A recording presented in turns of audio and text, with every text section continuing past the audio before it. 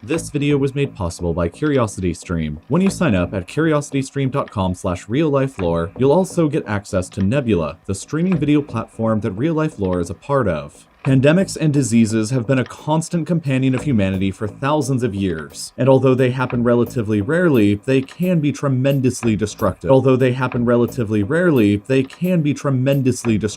And they often change society in strange and unexpected ways. And there is perhaps no disease that has changed the entire course of human history more than the original plague, the bubonic plague. Likely originating somewhere around the Tian Shan Mountains in Central Asia, the bacterium Yersinia pestis that causes bubonic plague lied relatively dormant with only occasional outbreaks for untold millennia, until something changed in the 6th century AD. The Byzantine Empire was at its apex of power and influence. She had just retaken the Italian peninsula and was close to reuniting the entire Roman Empire again when, all of a sudden, at the worst possible time, the bubonic plague appeared in Egypt. It's not entirely clear how it got here from its origins in Central Asia, but the first global pandemic in human history was about to begin anyway. The bubonic plague is spread by infected fleas that live on the backs of rats. The rats stow away on ships and live within close proximity to humans, so when the ships carry the infected rats to new cities, the disease inevitably follows. The rats eventually die, and the fleas that actually carry the disease search for new hosts and jump on humans. When the flea bites a human, the bacterium enters the body and rapidly spreads to the human's lymphatic system and multiplies. The infected person may not show any symptoms for 1 to 7 days after getting bitten, but they'll eventually develop a fever, chills, vomiting, and eventually the trademark appearance of smooth, painful buboes developing out of swelled up lymph glands around the groin, armpits, and the neck. Gangrene of the victim's fingers, toes, lips, and nose will eventually develop, followed by extreme pain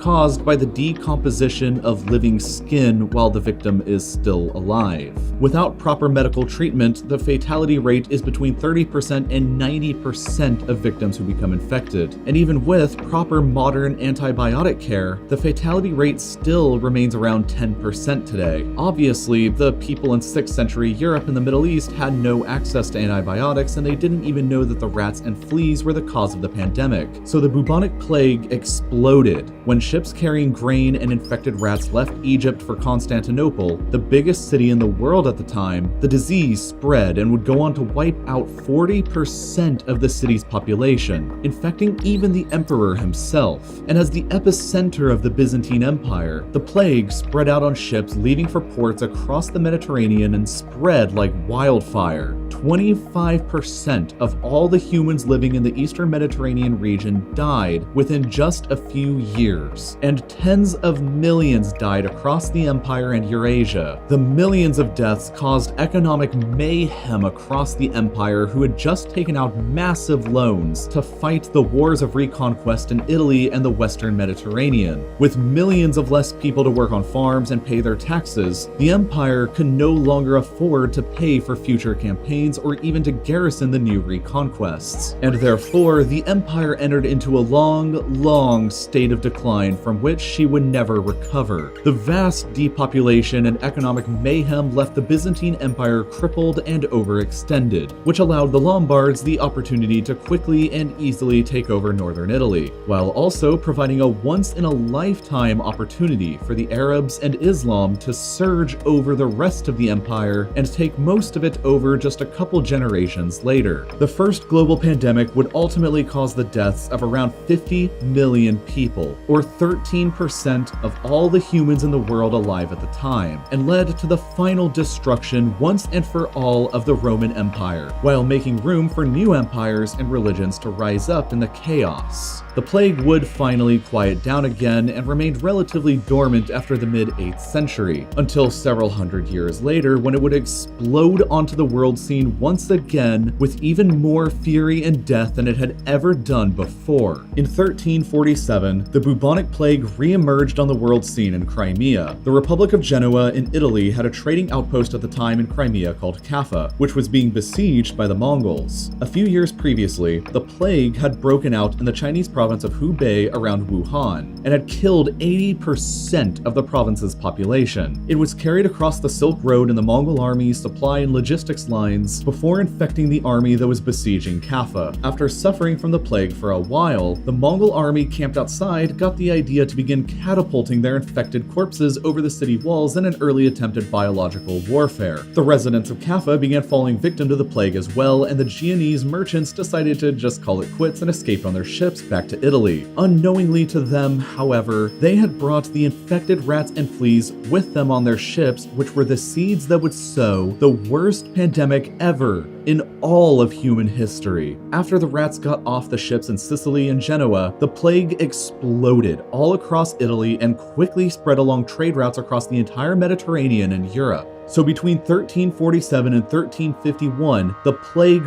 ravaged most of the European continent. In just these 5 years, it's estimated that as much as 60% of the population of the European continent died. But some areas were hit harder than others. Mediterranean regions like Italy, France, and Spain saw as much as 75% of their populations dying. 70% of England's population died out, 60% of Norway's, and 20% of Germany's. Paris and London both lost half of their populations, and Florence lost so many people that they didn't recover their population back until the 1800s. But other areas of Europe were almost never even touched by the plague, like Poland, most of Hungary, and Belgium. It's unclear why exactly the plague varied so greatly in intensity across the continent, but within just 5 years, 6 out of every 10 people living on the continent beforehand was dead. The Black Death, as it became to be known, also heavily afflicted the Middle East, where approximately 1 out of every 3 people died in that same 5-year time frame as well. It's believed that in just this 5-year length of time, the bubonic plague may have killed as many as 200 million people across Eurasia, which is absolutely staggering when you remember that the entire world population prior to the pandemic was only 475 million people.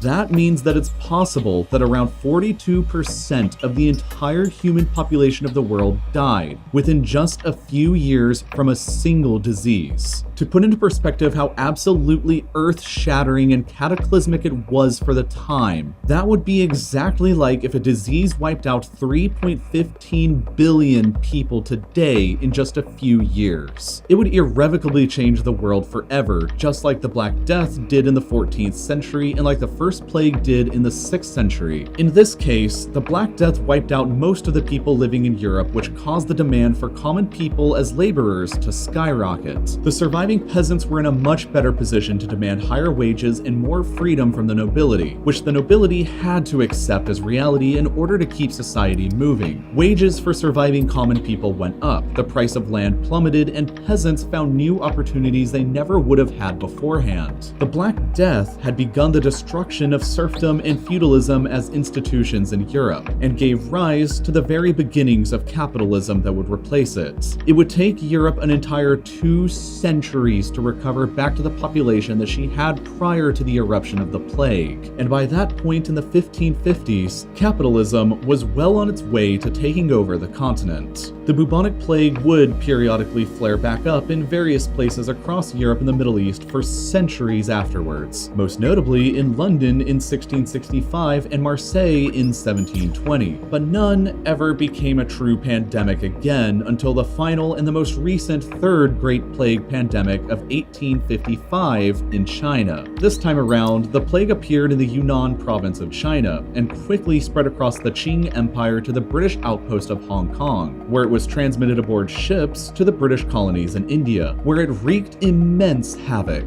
This third bubonic plague plague pandemic would go on to claim the lives of 12 million more people, mostly in India and China, but it was relatively mild everywhere else in the world. After the discovery of the bacterium that causes the disease and the realization that rats and fleas were the primary carriers in the late 19th century, and especially after the discovery of antibiotics, the deadly grip that the plague had over the human species began to finally fade away. But the bubonic plague does still exist today. Between 2010 and 2015, there were still 3,248 recorded cases of the plague across the world, and on average, 9 people still managed to get infected by it per year in the United States. After thousands of years of chaos and earth-shattering pandemics, though, humanity has finally learned how to properly fight back against the bubonic plague.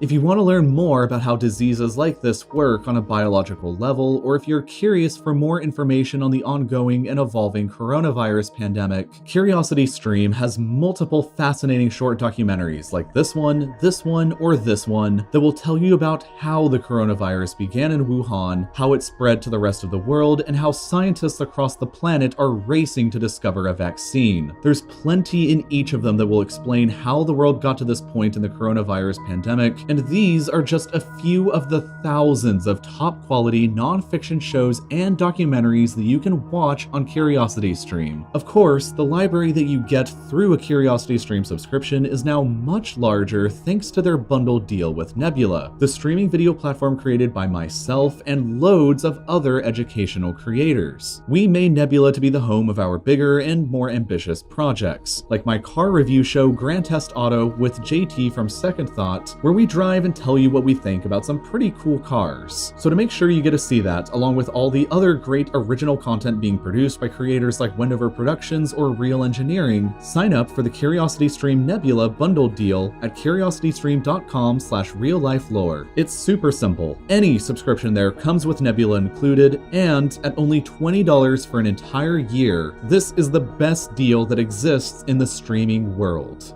And as always, thank you for watching.